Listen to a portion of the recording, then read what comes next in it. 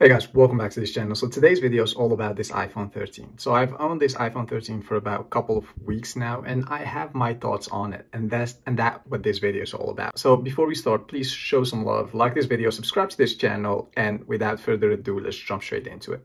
So this iPhone is a regular iPhone. It's the blue version. And I didn't opt for the mini because that phone is a bit too small for me. But I know people who really do love the mini. They have just this compatible phone.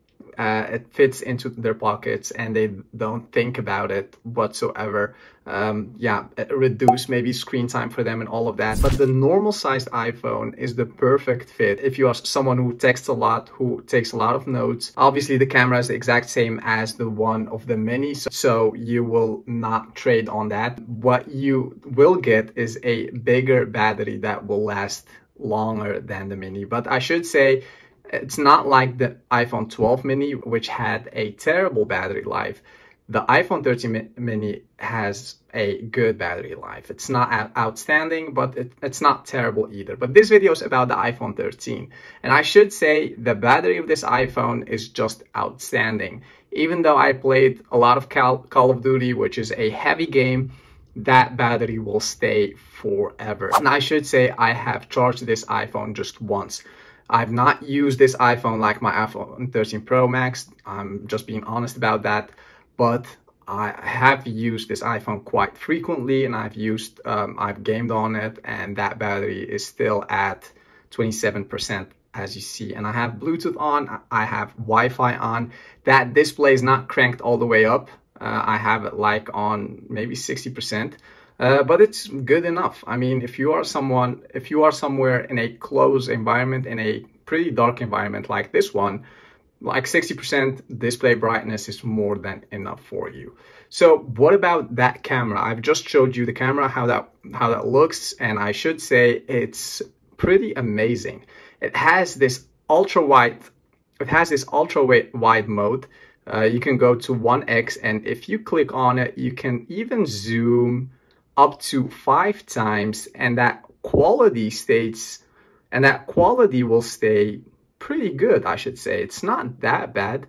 If I try to film something else, so as you see here, it's just at 5x, and the camera looks pretty amazing. I mean, if you are outside, you will have a lot more light than the environment I'm in here now.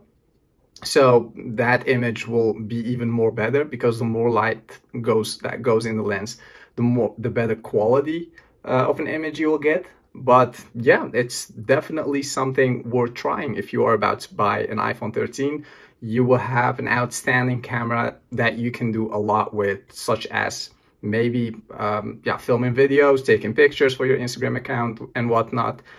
For your TikTok, maybe, I don't know. It's just a versatile camera that you can use for a lot of things. And I guess we are going to a world where phone cameras will be the standard. I mean, a DSLR camera and a mirrorless camera they have their quality, obviously, but phone cameras, and especially iPhone cameras, they are winning the race, it seems. So yeah, it has a very good camera, and I can definitely recommend you this phone if you are in the market of buying a phone with an outstanding camera. Just real quick about the size, the width, the height of this iPhone. It has a width of 2.88 inches, a height of 5.7 inches. Its diagonal is 6.1 inch. iPhone. It weighs about like 6 ounces, which is 174 grams if you are from the EU. And it has a great Super Retina XDR display, which is definitely something that you see immediately. This display is outstanding. I talked about it real quick. I haven't cranked that display brightness up. So as you see, it turns out to be ugly if I film in that display, but in real time, that display looks just amazing. I will bring that display down, and I haven't even turned True Tone on. So let's turn that on, and you see that display becomes much smoother, much easier to your eyes. And if you just go down and turn that night shift on, and you can schedule it, or you can just turn it on till 7 a.m., it gets this orange shade on it. And yeah, it's better than blue light, which is eventually harmful for your eyes. So be careful with that, folks. Don't go out there in the night and watch a lot of blue and get a lot of blue light to your eyes, because eventually it's bad for your eyes. Have always that shade orange yellowish night shift on, which is way better for your eyes than you might think. Like I said, it's a Super Retina XDR display with an OLED display, and it has a True Tone HDR display. And that, can you see any difference between this display and, let's say, the display of the iPhone X, the iPhone 10, I should say? And I should say, yeah, definitely. There's a huge difference between this display and the display of the iPhone 10. Is it something that bothers you, that will bother you? No, absolutely not, because that display is eventually also good. I remember when it just came out, I was just astonished how good Apple made that display. And they seem like they are able to continue to improve on the quality of their displays, as you see right here.